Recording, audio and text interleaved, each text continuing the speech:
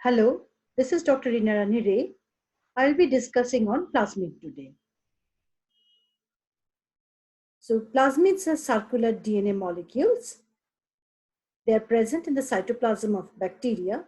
They are capable of autonomous replication and can transfer gene from one cell to the other. And in genetic engineering, they're used as vectors. As you can see here, this is the main bacterial chromosome and this is the plasmid. A bacterial cell may contain more than one plasmid at a time, and as we know, they are self-replicating. Regarding the functional attributes of plasmid, plasmid contains different genes which confer resistance to various antibiotics. Plasmids also is responsible for the production of high-frequency recombination. It also contains various genes for bacteriocin production. Plasmid contains some virulence genes, and these genes confer pathogenicity in the bacteria. Plasmid contains genes which are responsible for the degradation of various complex organic compounds, and the genes also are responsible for the reduced sensitivity to different mutagens. There are 5 main types of plasmids: fertility or F plasmids, resistance plasmid, virulence plasmids, degradative plasmids, and call plasmid. So let us start with fertility or F plasmids. Fertility plasmids, also known as F plasmids, contain transfer genes that allow genes to be transferred from one bacterium to another through the process of conjugation. These make up the broad category of conjugative plasmids. Often, F plasmids are episomes. So what is episome? When the plasmids remains incorporated within the main bacterial chromosome, it is called episome. So bacteria that have the F plasmid are known as F positive, and bacteria without it are called F negative strain. When an F plus bacterium conjugates with an F bacterium, 2 F plus bacterial strains result. There can only be one F plasmid in each bacterium. So here we can see this is the donor cell and this one is the recipient one, and the donor cell is carrying the F plasmid, and we can see the F plasmid is passing through conjugation tube and making the recipient strain F plus 1. Now we are coming to resistance plasmid. R plasmid or resistance plasmid contain genes that help a bacterial cell to defend against environmental factors like poisons, antibiotics, and other antimicrobial drugs. Some resistance plasmids can transfer themselves through conjugation. When this happens, a strain of bacteria can become resistant to antibiotics. So resistance may be against metals also. So here we can find in a plasmid, 3 resistance genes are there: the tetracycline resistance gene, carbanicillin resistance gene, and chloramphenicol resistance gene. Due to the presence of these genes in the plasmid, the bacteria becomes resistant to tetracycline, carbanicillin, and chloramphenicol respectively. Now the virulence plasmid. When a virulence plasmid is inside a bacterium, it turns that bacterium into a pathogen, which is an agent of disease. Bacteria that cause disease can be easily spread and replicated among affected individuals. Here we can see some genes are present which are responsible for the virulence of the bacteria. The bacterium E. coli and Salmonella enterica contain these types of virulence plasmids. Degradative plasmids. Degradative plasmids help the host bacterium to digest compounds that are not commonly found in nature, like camphor, xylene, toluene, octane, naphthene, and salicylic acid. These plasmids contain genes for special enzymes that break down specific compounds.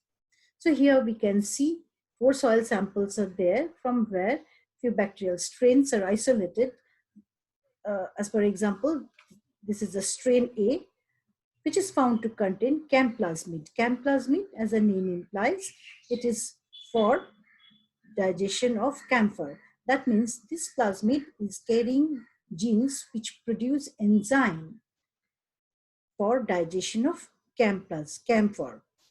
Similarly, B, C, D, these strains, they are possessing genes which are responsible for the production of enzymes that can digest octane, xylene, and naphthalene, respectively. So these are called the degradative plasmid.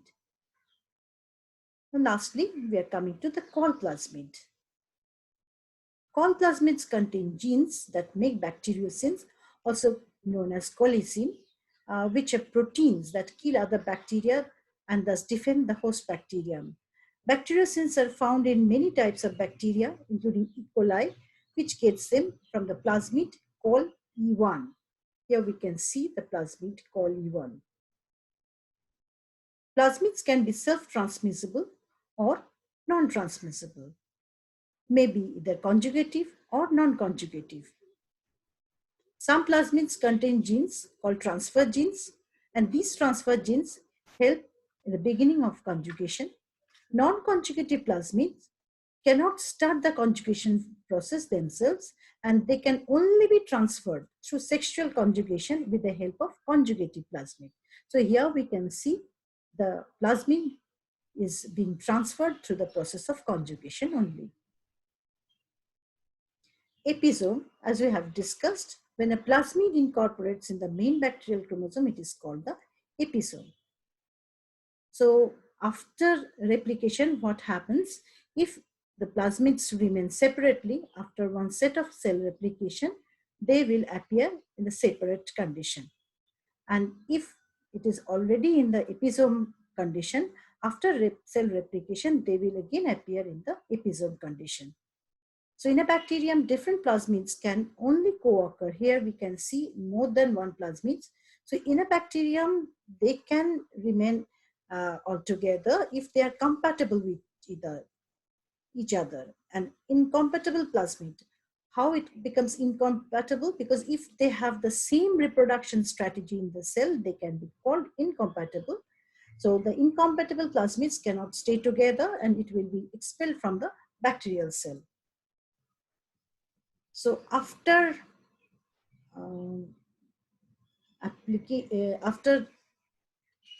the genetic recombinant technology is applied, so there are different types of plasmids, different conformations of plasmids are available. And first one is a nicked open circular one, that is DNA has one strand cut. Relaxed circular DNA that is fully intact with both strands uncut but has been enzymatically relaxed. Linear DNA, third one, has free ends either because both strands have been cut or because the DNA was linear in vivo. Supercoiled or covalently closed circular DNA is fully intact with both strands uncut and with an integral twist resulting in a compact form. And finally, the supercoiled denatured DNA, it is also just like the supercoiled one, but has unpaired regions that make it slightly less compact. And on an agarose gel, they are appearing in this way. This is a nicked one, this is a linear one, this is a circular single-stranded one, and this is a supercoiled one. So what are the applications of plasmid? How we can use these plasmids? Plasmids are used in genetic engineering to amplify or to produce many copies of certain genes. In molecular cloning, a plasmid is a type of vector.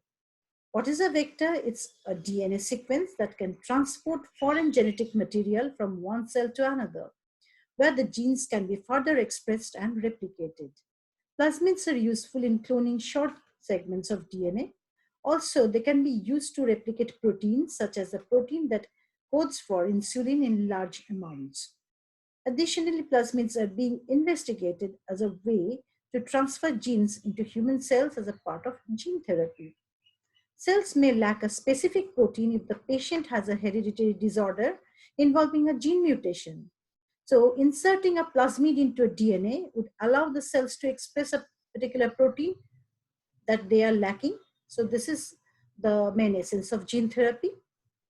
So here we can see the external part is associated with the plasmid. Now we can see this is the bacterium, original bacterium with the main chromosome and plasmid, how we can use it. So this is the plasmid, that's a vector. And now this is the gene of interest from a different cell. And now that DNA strand is to be inserted in the plasmid. So restriction endonucleases are used.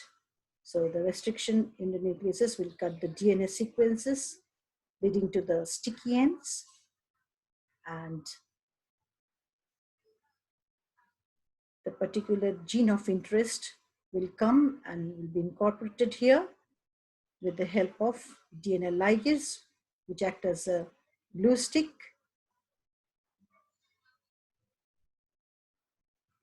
And now this is the recombinant DNA plasmid. So this is